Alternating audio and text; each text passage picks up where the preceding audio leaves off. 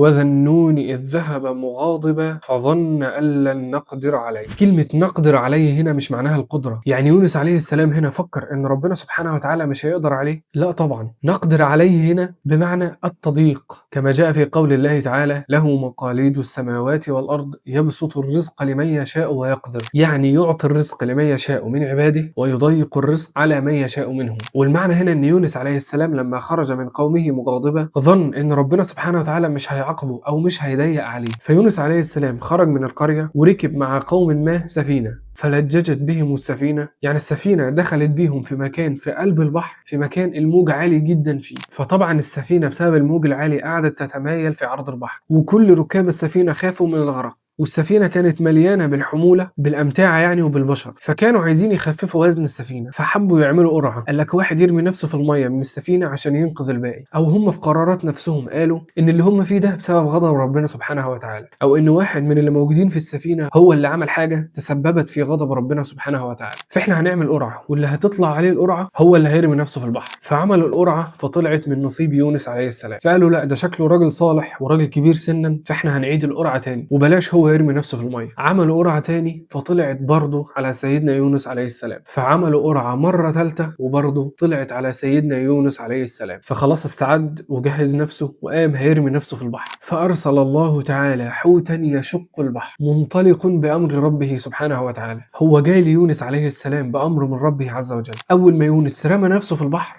الحوت بلعه، فأوحى الله تعالى إلى ذلك الحوت ألا تأكل له لحمة ولا تهشم له عظما، فإن يونس ليس لك رزقا وإنما بطنك يكون له سجنا. هنا يونس عليه السلام حس بالذنب اللي عمله، ولذلك قال الله تعالى: فالتقطه الحوت وهو مليم، يعني هو بيلوم نفسه، حس بالغلطة اللي عملها في اللحظة دي، إن هو خرج من قومه بدون إذن ربه عز وجل، فنادى في الظلمات أن لا إله إلا أنت سبحانك إني كنت من الظالمين. قال ابن مسعود وابن عباس: ظلمة بطن الحوت وظلمة البحر وظلمة الليل، وإن الحوت ذهب بيونس في البحار ليشقها حتى انتهى به إلى قرار البحر. الحوت وهو بالع سيدنا يونس فضل يمشي في البحر لحد ما الحوت وصل إلى قاع البحر، وصل إلى قاع المحيط، فسمع يونس تسبيح الحصى في قراره، فعند ذلك وهنالك قال: لا إله إلا أنت سبحانك.